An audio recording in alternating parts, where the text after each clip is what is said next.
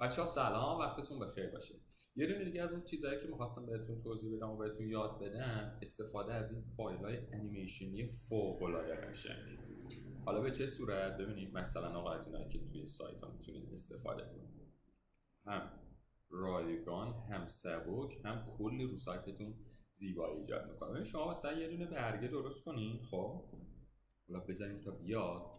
یه برگه که درست کنید بیاد روی حالت یه لحظه بیاد بالا، چند لحظه صبر کنید. خب یه دونه سایت داریم به اسم latifiles.com. اینو حتما مد نظر داشته باشین. latifiles.com میان میزنید و میان توی سایتش. وقتی اومدید تو سایتش، حالا یه سری موارد داره اینجا ورود میزنید به سایت و یه مقداری میایم پایین. Discover Animation یه لحظه پیداش کنم. Get Status Free بزنم اینه. خب ببین برای الیمنتور، اپل فلان همینا رو. خب ببین این صفحه‌ای که الان شما دارید، یه لحظه برگردم اینجا هستش.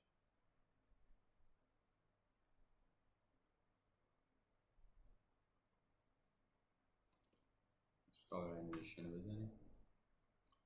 خب اینا رو ما الان داریم.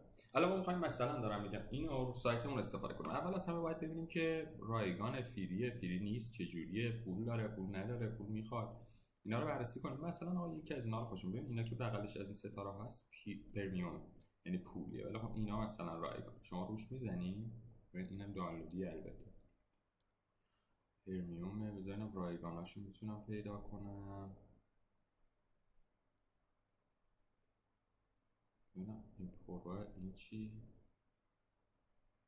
آها این الان رایگان. خب شما دانلود رو که بزنی،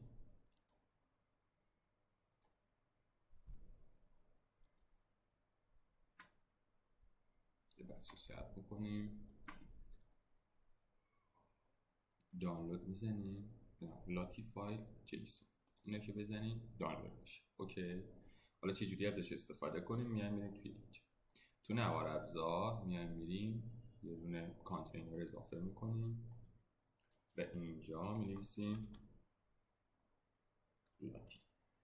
خودش یه دونه قسمت داره، اینا که اضافه کنیم از اینجا پرونده رسانه میذاریم، میایم از اینجا میزنیم فعال سازیش میکنیم، میایم توی درج رسانه ها،